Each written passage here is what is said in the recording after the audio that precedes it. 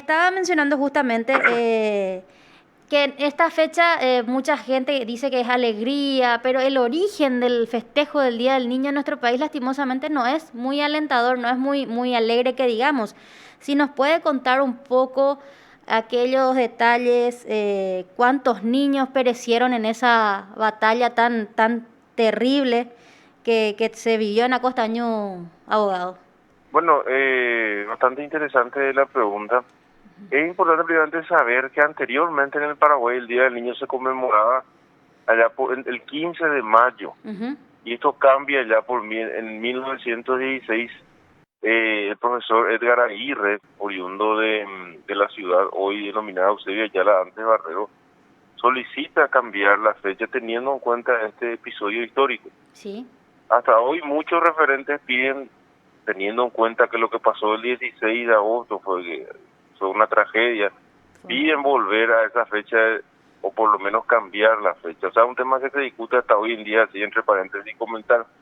De Mm. todas formas, la recordación va principalmente en homenaje a la gesta, al sacrificio que se demostró en aquella batalla librada en torno a los campos de Acostañú, hoy distrito de Eusebio Ayala.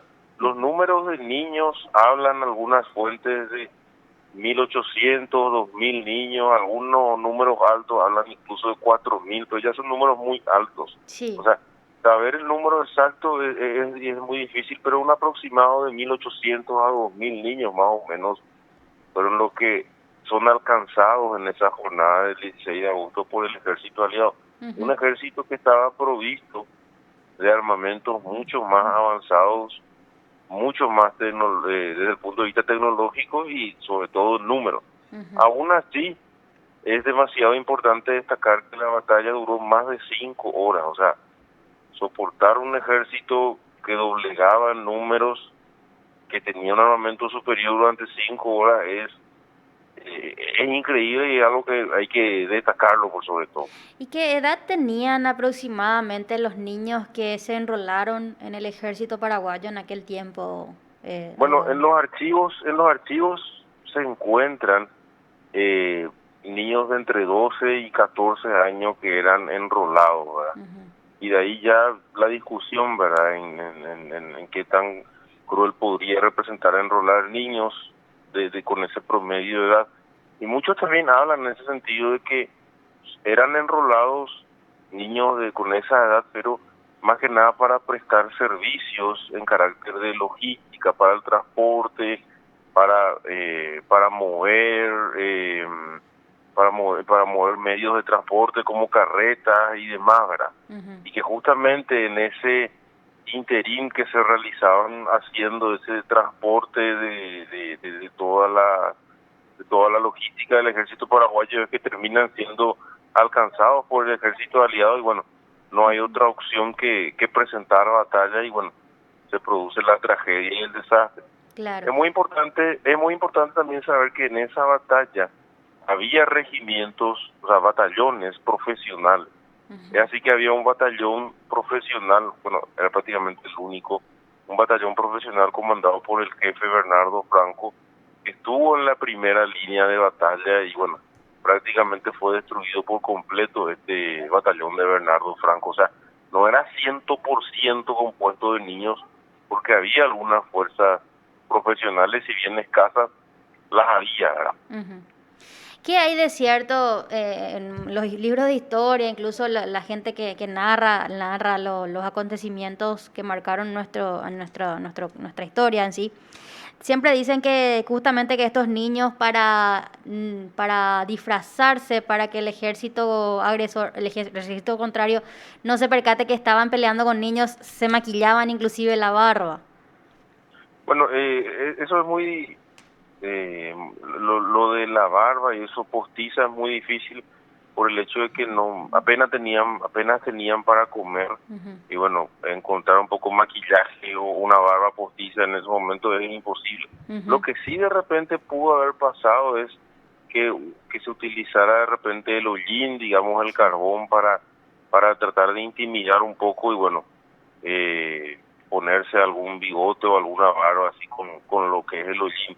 De todas formas, en el fragor de la batalla, cuando es cuerpo a cuerpo el enfrentamiento, difícilmente en ese detalle se va a fijar el adversario. O sea, cuando estás en una batalla, el adversario te viene con todo y te tumba sin ponerse a discriminar si estás con una barba, Claro, si estás con un bigote, ¿verdad? claro. Sí, hay relatos de soldados brasileños que se iban a arremeter con todo y cuando tumbaban a alguien se daban cuenta que era un niño, ¿verdad? Sí. Imagino que eso habrá sido impactante en algún momento para los adversarios. Sí, de hecho que sí. Ahora, eh, sí hay decisiones del alto mando brasilero que son cuestionadas sumamente hasta hoy en día. Por ejemplo, hay una quema que se produce después de la batalla en los campos de la Costañú, Ujú. y esa quema fue terrible por el hecho de que en el campo de batalla todavía había muchos heridos, niños por sobre todo. Sí. Y ese acto justamente se le atribuye al alto mando brasileño, el Conde de O.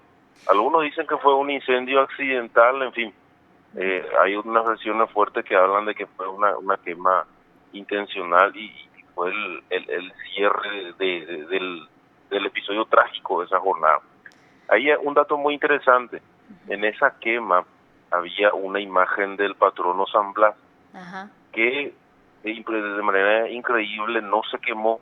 Aparentemente alguien llevaba su imagen de San Blas con él y bueno, después de la batalla, recorriendo el campo, encontraron la imagen y hoy esa imagen está en una iglesia en Eusebio Ayala.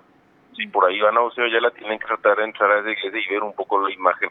Está un poco reconstruida ya, obviamente, ¿verdad? Pero es de destacar un poco que esa imagen aguantó esa batalla y Sí. hoy está en la iglesia de Eusebio Ayala. Interesante, abogado. Y podemos decir que la batalla de Acostañú fue prácticamente el último manotazo de ahogado del pueblo paraguayo en esta guerra, doctor. Sí, es demasiado importante eso que decís y tenés toda la razón. En- Fue la última batalla propiamente dicha. Después ya vinieron escaramuzas, combates, choques menores, pero así batalla con números superiores a 1000 prácticamente es la última. Es cierto que el ejército paraguayo después llega a Cerro Corá, o sea, deambula muchísimo y varios kilómetros hasta llegar a Cerro Corá, Ujú, pero en cuanto a batalla propiamente viene a ser ya la última. ujú. ¿Y quién comandó el ejército de Acostañú, doctor? Bueno, ahí es muy interesante el jefe prácticamente que organizó esa resistencia durante esas 5 horas fue Bernardino Caballero. Ujú, Bernardino Caballero hizo formar y organizar a ese escuálido ejército y le hizo soportar más de 5 horas de batalla.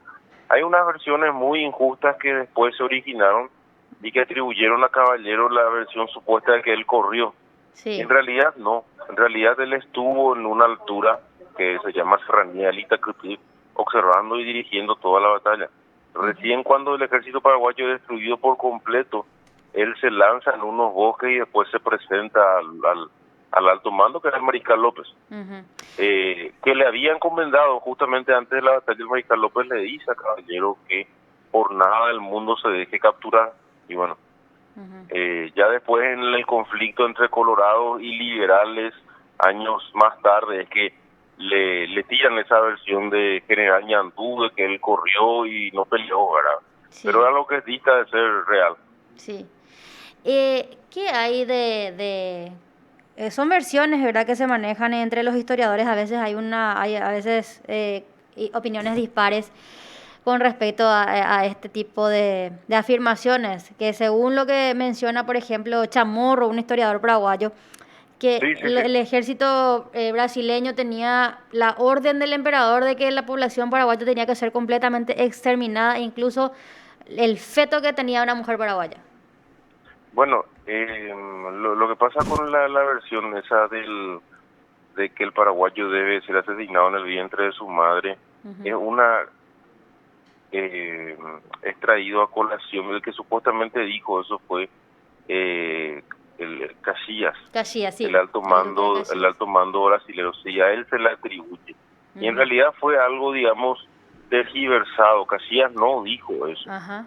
El que sí refirió mucho antes fue el que sería presidente de la Argentina, Domingo Sarmiento. Sí. Pero Sarmiento dice eso refiriéndose a los gauchos argentinos.